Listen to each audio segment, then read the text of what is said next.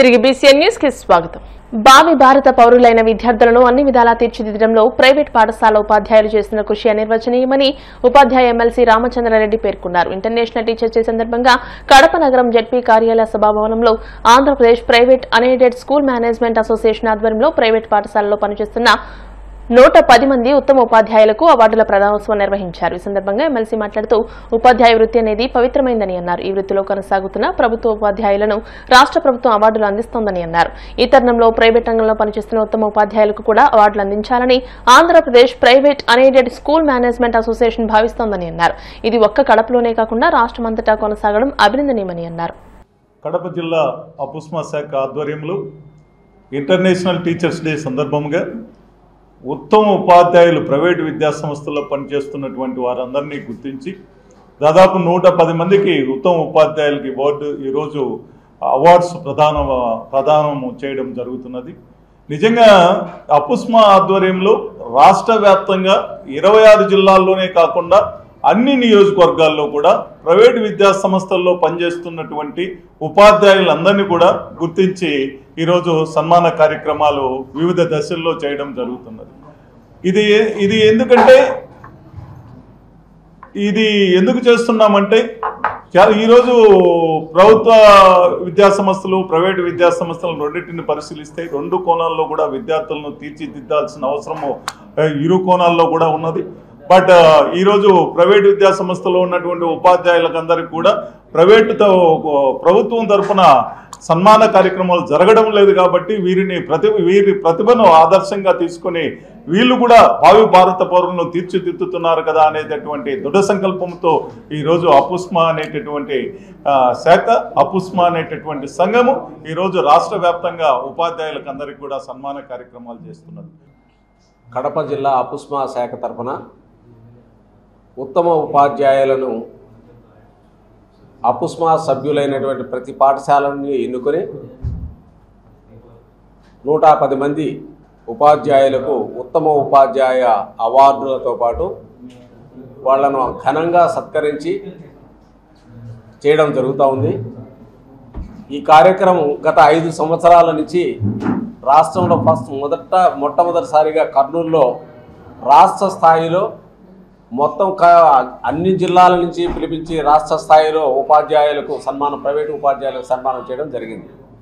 అప్పటి నుంచి రాష్ట్ర స్థాయిలో జరపడం కొంచెం ఖర్చుతోనూ శ్రమతోనూ కూడుకున్న వ్యవహారం కాబట్టి ఏ జిల్లాకు ఆ జిల్లా చేయాలన్నటువంటి అపుస్మా నిర్ణయం మేరకు ప్రస్తుతం ప్రతి జిల్లాను ఆంధ్రప్రదేశ్లోని ప్రతి జిల్లాలోనూ ఉత్తమ ఉపాధ్యాయులను అంటే ప్రతి పాఠశాలలో చాలా కాలంగా పనిచేస్తూ ఉత్తమ ఫలితాలు సాధిస్తూ ఒక డెడికేషన్తో పనిచేసేటువంటి ఉపాధ్యాయులందరినీ గుర్తించి ప్రతి సంవత్సరం కూడా వాళ్ళని ఎంకరేజ్ చేసే విధంగా వాళ్ళకు తగు విధంగా సత్కరించాలని నిర్ణయించి ఈ కార్యక్రమాన్ని ఏర్పాటు చేసి కడప జిల్లాలో గత 5 సంవత్సరాలుగా చేస్తున్నాం. ఇదే సభాభవనంలో ప్రతి సంవత్సరం కూడా కడప జిల్లాలో ఉన్నటువంటి అన్ని నియోజకవర్గాల నుంచి ఉపాధ్యాయులను పాఠశాలల మేనేజ్మెంట్ నుంచి నామినేషన్స్ పంపిస్తే అవి తీసుకొని వాళ్ళను అద్భుతమైనటువంటి రీతిలో సత్కరించడం జరుగుతూ ఉంది. మేము మా ఉపాధ్యాయులను తగు రీతిలో సత్కరించి ఇంకా వాళ్ళను తగు విధంగా ప్రోత్సహిస్తూ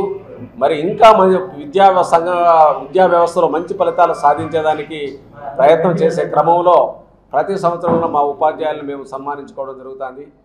అనంతపురం జిల్లా మడకశిర టీడీపీ ఎమ్మెల్యే ఎంఎస్ రాజు తనదైన శైలిలో ప్రభుత్వ ఆసుపత్రిని తనిఖీ చేశారు. పరిస్థితులను స్వయంగా తెలుసుకునేందుకు ఆయన ఎంచుకున్న మార్గం అందరినీ ఆశ్చర్యానికి గురి చేసింది.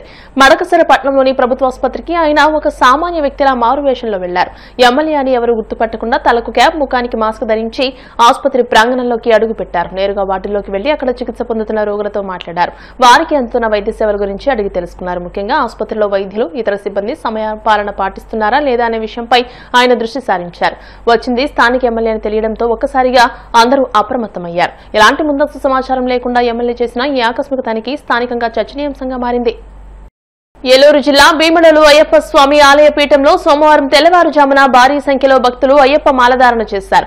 ఆలయంలోని గణపతి సన్నిధిలో విశేష పూజలు, క్రతువులు అనంతరం మాలధారణ చేశారు. భీమడోలు పరిసర గ్రామాలకు చెందిన భక్తులు 60 మంది ఈ రోజు మాలలు వేసుకుంటున్నట్టు విజయదశమి నాడు 110 మంది భక్తులు మాలధారణ చేసినట్లు గురుస్వామి అల్లూరి రాఘవేంద్రరావు తెలియజేశారు. ఆలయపీఠంలో నిత్యం ఉదయం సాయంత్రం పూజలు, బుధవారం విశేష అభిషేకాలు నిర్వహించడం జరుగుతుందని, ఆలయపీఠంలోని మాలధారులకు అన్న సమారాధన కార్యక్రమం నిర్వహించడం జరుగుతుందని తెలియజేశారు. ప్రతి ఏటా ఆలయం నుంచి సుమారు 500 మంది పైచిలుకు స్వాములు దీక్ష పూర్తి చేసి ఇరుముడులు ధరించి అయ్యప్ప దర్శనానికి శబరిమల వెళతారని నిర్వాహకులు తెలియజేశారు.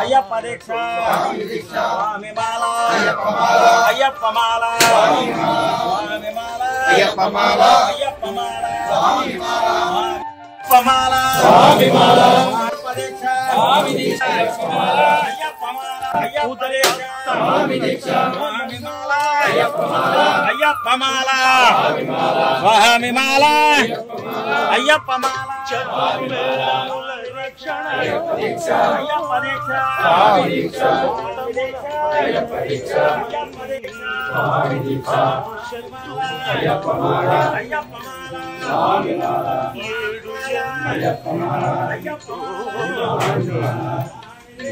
అయ్యప్ప దీక్ష స్వామి మాల స్వామి మాల అయ్యప్ప మాల స్వామి మాల అయ్యప్ప మాల అయ్యప్ప దీక్ష అయ్యప్ప దీక్ష స్వామి దీక్ష అయ్యప్ప దీక్ష అయ్యప్ప మాల స్వామి దీక్ష అయ్యప్ప దీక్ష స్వామి దీక్ష స్వామి దీక్ష స్వామికి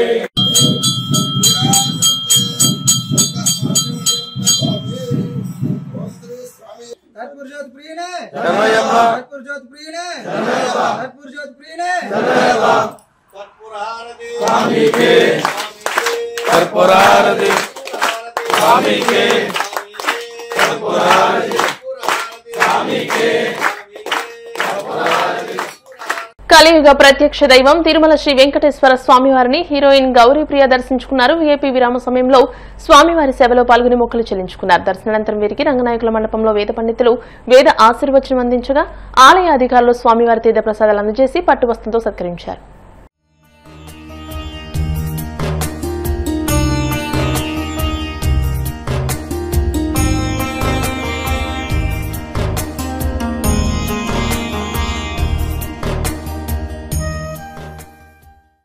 హైదరాబాద్ లోని Rajendra Nagar outer ring road ప్రమాదాలకు నిలయంగా మారింది. ఒకదాని వెనుక ఒకటి మొత్తం 6 కార్లు ఢీకొన్న ఈ ఘటనలో అదృష్టవశాత్తు ఎవరికీ ఎలాంటి గాయాలు కాలేదు. అయితే ఈ ప్రమాదం కారణంగా ఓఆర్ఆర్ పై సుమారు 2 కిలోమీటర్ల మేర ట్రాఫిక్ పూర్తిగా స్తంభించిపోయింది. శంషాబాద్ నుండి గచ్చిబౌలి వైపు వెళ్తున్న మార్గంలో హిమాయత్ సాగర్ సమీపంలో ఈ ప్రమాదం జరిగింది.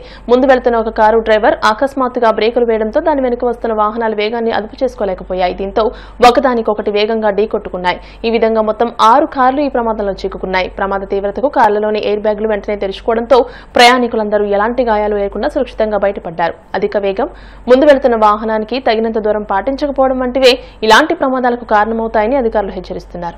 వార్తలు ముగించే ముందు ముఖ్యాంశాలు మరోసారి.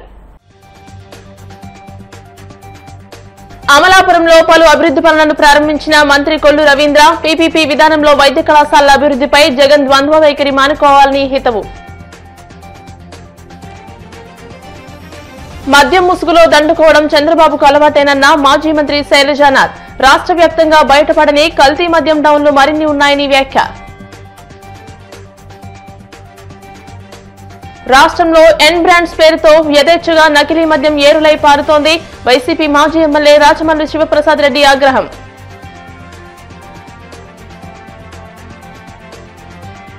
తిరుమల శ్రీవారిని దర్శించుకున్న హీరోయిన్ గౌరీప్రియ. ఆలయ మర్యాదలతో స్వాగతం పలికిన అధికారులు. ఈ వార్తలు ఇంతటితో సమాప్తం. మరిన్ని వార్తల కోసం BCN digital YouTube channel, Facebook page ని ఫాలో అవ్వండి. అప్డేటెడ్ వార్తల కోసం ప్లీజ్ సబ్స్క్రైబ్.